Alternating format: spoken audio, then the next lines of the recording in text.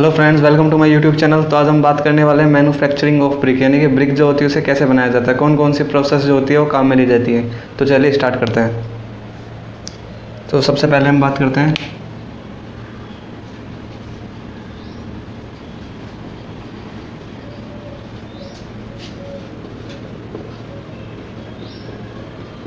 Manufacturing of BRICS.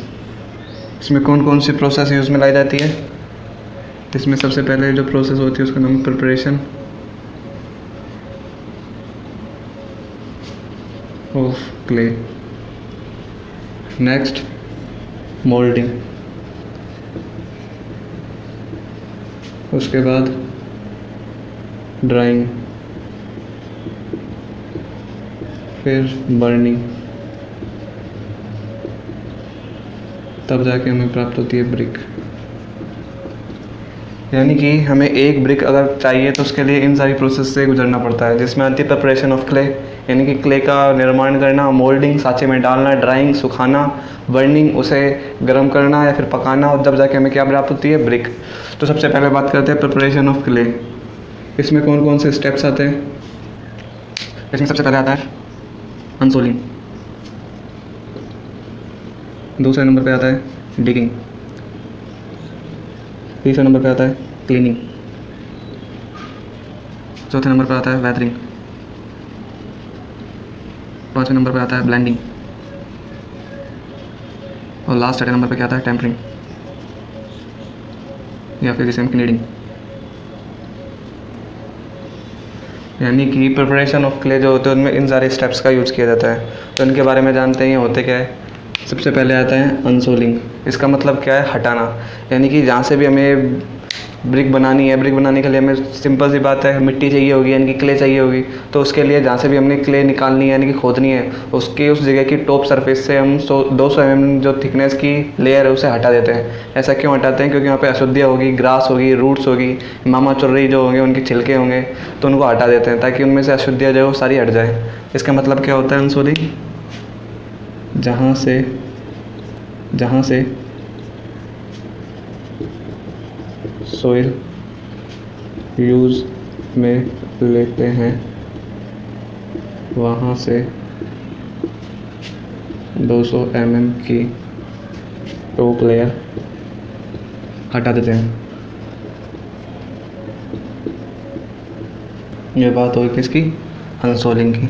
Next बात करते हैं डिगिंग। डिगिंग का जैसे नाम से ही पता चल रहा है, यानी कि खोदना।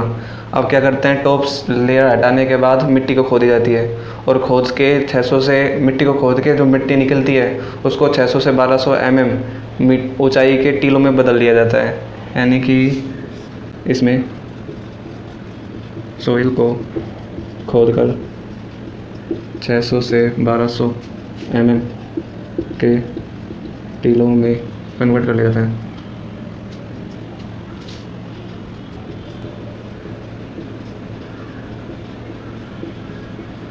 नेक्स्ट बात आती है क्लीनिंग। इसमें क्या करते हैं, ऐसा नाम से पता लग रहा है क्लीनिंग, क्लीनिंग का मतलब होता है साफ़ करना। ऐसा तो है नहीं कि हमने 200 mm की लेयर टॉप से हटा दी तो नीचे की जो मिट्टी होगी वो प्योर यानी कि बिल्कुल शुद्ध होगी, उसमें भी कुछ ना कुछ गंदगियाँ होगी, तो उन्हें हम हटाकर बाहर निकाल लेते हैं। इसमें क्या करते हैं, इसमें सोइल में उपस्थित अशुद्धियों को हटाकर अलग कर देते हैं। नेक्स्ट कौन सी प्रोसेस है, वेदरिंग। वेदरिंग का मतलब होता है एटमॉस्फेयर के कांटेक्ट में लाना। तो इसमें क्या करते हैं हम, इस प्रोसेस में हम जो सोइल होती है उसमें प्रचुर मात्रा में पानी मिलाते हैं, और पानी मिलाने के बाद उसे ओपन टू एटमॉस्फेयर में छोड़ देते हैं लंबे समय के लिए। वो पीरियड कितना होता है, तो 6 मंथ होता है, फिर पूरा एक मानसून सीजन हम उसको छोड़ देते हैं ताकि वो जो होता है वो सॉफ्ट हो जाए, जिससे कि उसका आसानी से हम मच सकें, यानी कि प्लास्टिसिटी गुण उसमें उत्पन्न हो जाए, और साथ ही उसका पूरा वेदरिंग एक्शन हो जाए। यानी कि वेदरिंग में क्या करते हैं, इसमें सॉइल में प्रचुर यानी कि दब्बू पानी मिलाकर ओपन टू एटमॉस्फेयर 6 मंथ या फिर मानसून सीजन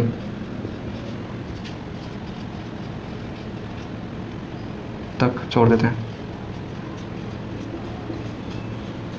ये बात हो गई वेदरिंग की। अब नेक्स्ट बात आती है ब्लेंडिंग। इसमें क्या करते हैं कि जो ब्रिक सॉइल में जो भी इंग्रेडिएंट होते हैं, जैसे कि silica, alumina, lime, iron oxide, अगर उसमें किसी भी इंग्रेडिएंट की मात्रा कम पाई जाए तो उन्हें हम एडिशनली ऊपर से डालकर उसकी जो मात्रा है वो पूरी जो नॉमिनल मिक्स या फिर स्टैंडर्ड जो ब्रिक में जो कंटेंट होते हैं उनके बराबर कर लेते हैं, यानी कि होमोजीनियस मिक्स बनाया जाता है। इस प्रोसेस में अगर कोई इंग्रेडिएंट कम हो तो उसे एडिशनली मिक्स करके होमोजीनियस मिक्स बनाया जाता है। ये बात होगी ब्लेंडिंग की। अब नेक्स्ट क्या है टेम्परिंग या फिर क्रेडिंग। इसमें क्या करते हैं, इसमें जो होती है सॉइल को एक निश्चित डिग्री ऑफ हार्डनेस में लाया जाता है, यानी कि उसको ऐसी सॉइल तैयार की जाती है जिसे हम आसानी से मोल्ड कर सकें, यानी कि उसे किसी भी शेप में हम डाल सकें। यानी कि इन दिस प्रोसेस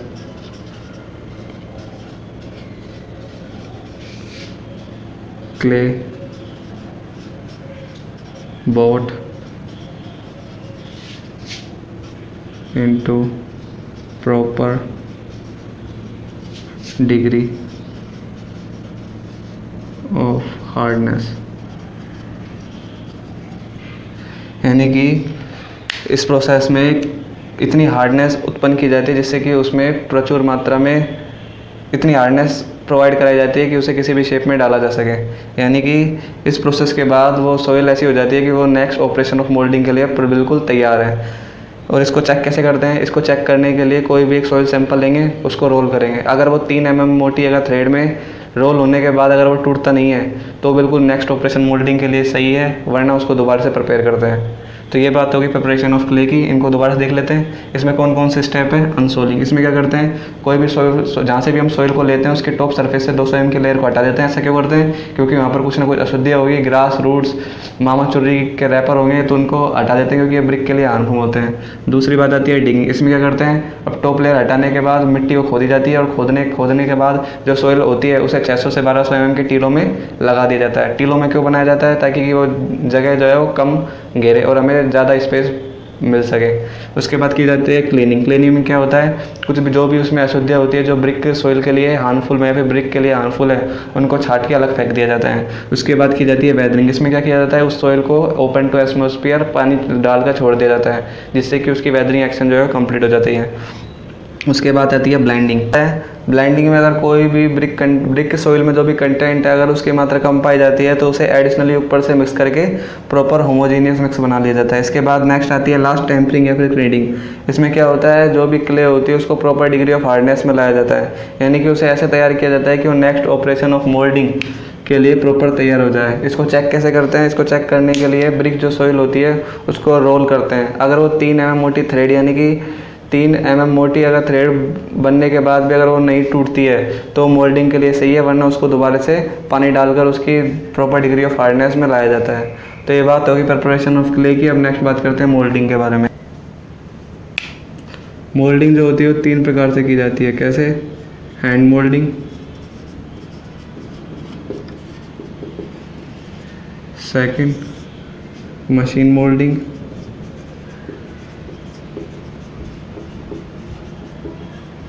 और third table moulding.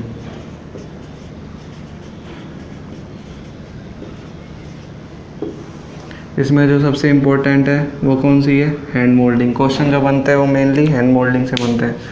Hand moulding जो होती है यानी कि हाथ से ब्रिक बनाना, इसमें जो होता है मोल्ड्स का उपयोग किया जाता है और इन मोल्ड का जो साइज़ होता है वो नॉमिनल ब्रिक के साइज से 8 से 12% तक बढ़ा लिया जाता है।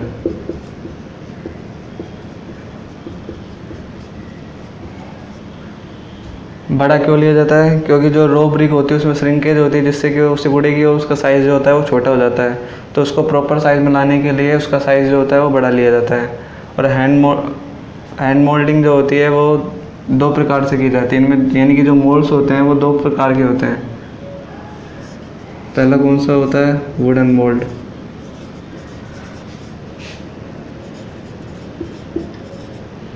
वुडन मोल्ड इसमें जो होती है, इसका यूज़ किया जाता है, इसमें वेल सीजर्ड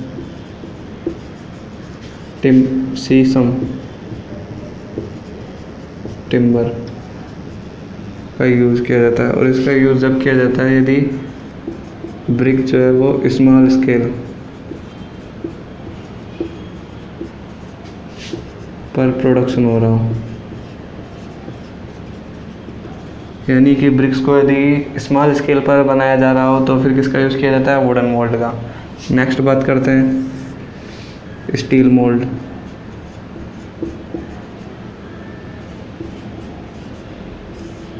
इसमें जो होती है 6 mm थिकनेस की स्टील प्लेट, इसका यूज़ किया जाता है। और इसका यूज़ जब किया जाता है जब ब्रिक जो होती है उनका प्रोडक्शन जो होता है वो लार्ज स्केल पर किया जा रहा हो।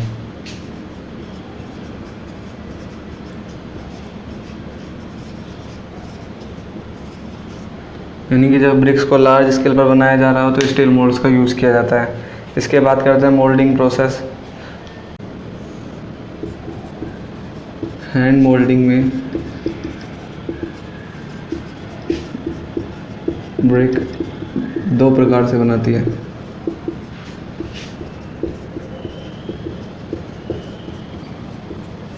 पहला कौन सा है?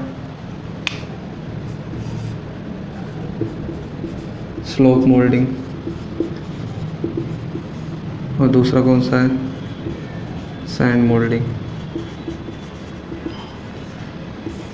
यानी कि जो स्लोप मोल्डिंग है, तो जब हमें एक से ज़्यादा ब्रिक बना रहे हैं तो जो ब्रिक जो होती है उसको मोल्ड में बनाने के बाद उसको निकालने के लिए उसमें अंदर लुब्रिकेंट होना चाहिए। तो उसके लिए हम क्या करते हैं, जब भी ब्रिक बनाते हैं तो उसको एक बार जो मोल्ड होता है ब्रिक बनाने के बाद पानी में डुबो देते हैं। यानी कि हर बार ब्रिक बनाने से पहले अगर उसे पानी में डुबो के ब्रिक बनाई जा रही है तो वो कौन सी कहलाती है? Slope moulded. और सैंड मोल्डेड में क्या किया जाता है, इसमें पानी नहीं मिलाया जाता। जैसे ही ब्रिक बना ली, जो मोल्ड खाली हो जाता है उसमें अंदर क्या डाल देते हैं हम? बजरी या फिर सैंड डाल देते हैं, जिससे कि वो जो मोल्ड है उससे चिपकती नहीं है। तो ये क्या कहलाती है? सैंड मोल्डिंग कहलाती है। ये बात हो गई स्लोप मोल्डिंग और सैंड मोल्डिंग के बारे में। अब नेक्स्ट बात करते हैं मशीन मोल्डिंग। मशीन मोल्डिंग में क्या किया जाता है? इसमें मशीन्स का यूज़ किया जाता है।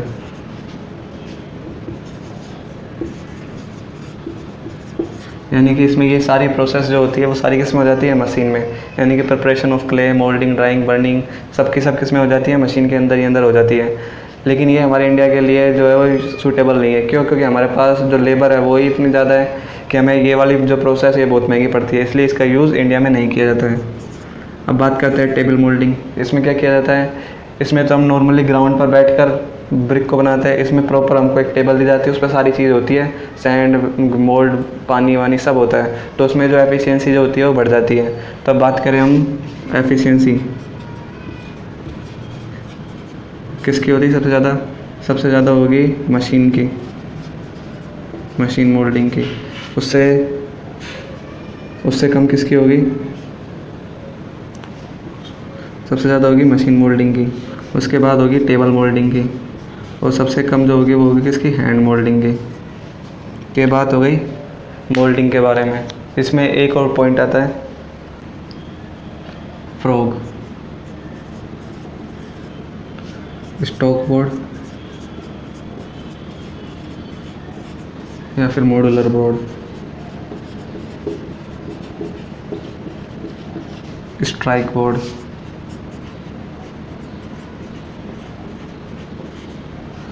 Palette board. ये क्या होता है? सबसे पहले बात करते हैं फ्रॉग। फ्रॉग क्या होता है? ब्रिक की टॉप सरफेस डिप्रेस पोर्शन,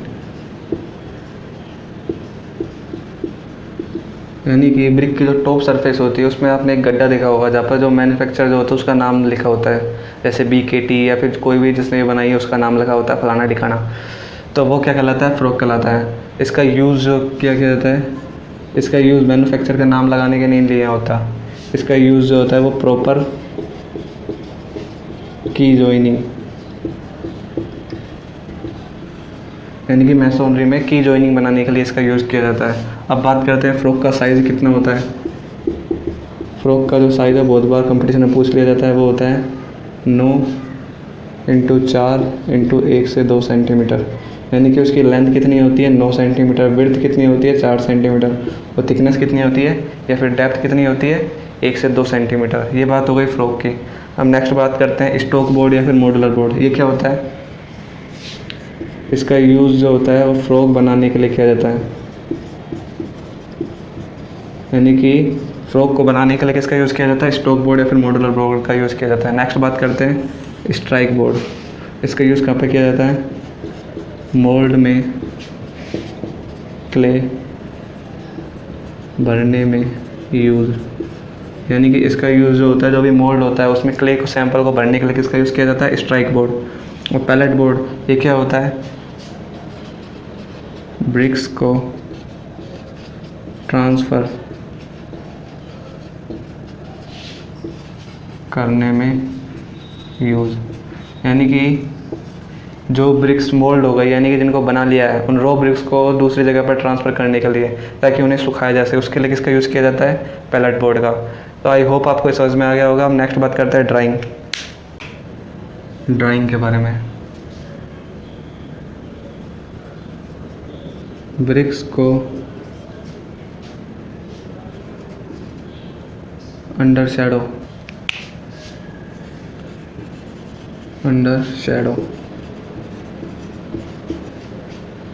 सुखाया जाता है,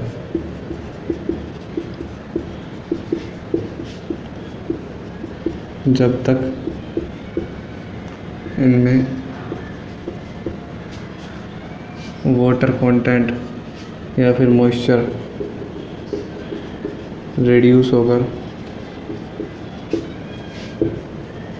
2% न रह जाए, यानी कि ब्रिक्स जो होती है उसको मोल्ड यानी कि शेप में बनाने के बाद उन्हें सुखाया जाता है। उसे डायरेक्ट बर्निंग नहीं किया जाता, क्योंकि अगर उसे डायरेक्ट बर्न करेंगे तो वो पिघल जाती है और शेप उनका जो होता है वो चेंज हो जाता है, क्योंकि उसमें मॉइस्चर कंटेंट जो होता है बहुत ज़्यादा होता है। तो जैसे उसे आग में कॉन्टैक्ट में लाया जाता है तो उसमें से क्या होंगे, वो पानी तो भाप बन के निकल जाएगा, लेकिन वहाँ पे पूरा स्ट्रक्चर रह जाएंगे, जिससे वो ब्रिक जो होती है ख़राब क्वालिटी की प्राप्त होती है। इसलिए उनको पहले सुखाया जाता है, और सुखाने के लिए उन्हें अंडर साइड यानी कि छाँव में सुखाया जाता है प्रॉपर। और जब तक सुखाया जाता है जब तक इनमें वाटर कंटेंट रिड्यूस होकर 2% न रह जाए। इसमें 2 प्रोसेस का यूज़ किया जाता है। पहली कौन सी है? Natural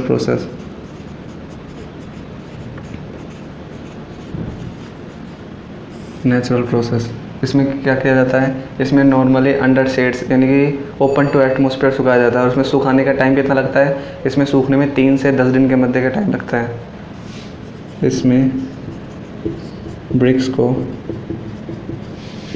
open to atmosphere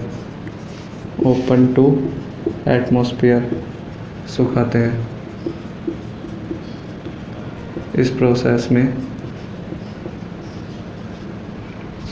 process में 3 से 10 दिन का टाइम लगता है।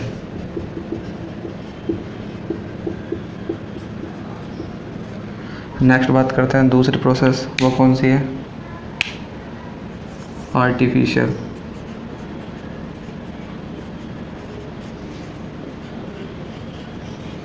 इसमें क्या किया जाता है? इसमें ब्रिक्स को सुखाने के लिए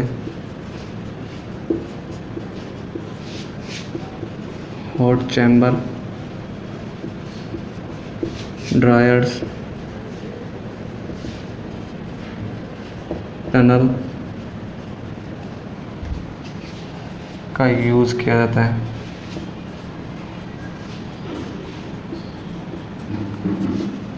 और इनका टेम्परेचर, जो बर्निंग टेम्परेचर होता है, वो 120 डिग्री से ज़्यादा नहीं होना चाहिए। इस प्रोसेस में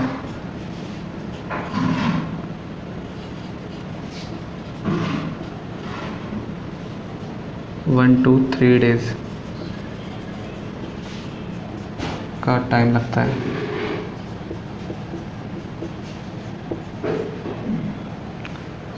यानी कि ब्रिक्स जो होती है उनको सुखाने की प्रोसेस जो होती है वो क्या कहलाती है, ड्राइंग। और इन ब्रिक को सुखाने की प्रोसेस जो होती है वो अंडर साइड, यानी कि इनको छाँव में सुखाया जाता है। और कब तक सुखाया जाता है, जब तक कि इनके अंदर जो मॉइस्चर है वो रिड्यूस होगा 2% तक ना रह जाए। इसमें जो होते हैं मेनली 2 प्रोसेस का यूज़ किया जाता है। कौन कौन सी? नेचुरल प्रोसेस और आर्टिफिशियल प्रोसेस। नेचुरल प्रोसेस जो होती है उसमें जो ब्रिक्स होती है उनको ओपन टू एटमॉस्फेयर सुखाया जाता है। और इनमें कितना टाइम लगता है? इनमें जो इंपॉर्टेंट है वो टाइम है, कितना, 3 से 10 दिन का टाइम लगता है। अब बात करते हैं आर्टिफिशियल प्रोसेस। इसमें क्या किया जाता है, इनमें ब्रिक को सुखाने के लिए हॉट चैम्बर, ड्रायर, टनल इनका यूज़ किया जाता है। और इनमें टेम्परेचर जो है वो 120 डिग्री से ज़्यादा नहीं होना चाहिए। और इस प्रोसेस में कितना टाइम लगता है? इस प्रोसेस में 1 से 3 दिन का टाइम लगता है। तो ये बात हो गई ड्राइंग की। अब नेक्स्ट ऑपरेशन की बात करते हैं, लास्ट वो क्या है, बर्निंग। Burning of brick. जो ब्रिक्स होती है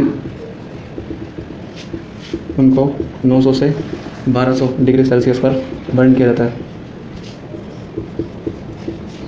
और बर्न करने में यूजुअली क्लैंप या फिर क्लीन। बर्निंग ऑफ ब्रिक्स जो होती है उन्हें 900 से 1200 डिग्री सेल्सियस पर बर्न किया जाता है। और इसको बर्न करने के लिए किसका यूज़ किया जाता है? तो क्लैंप का यूज़ किया जाता है या फिर क्लैंप का यूज़ किया जाता है। तो बात करें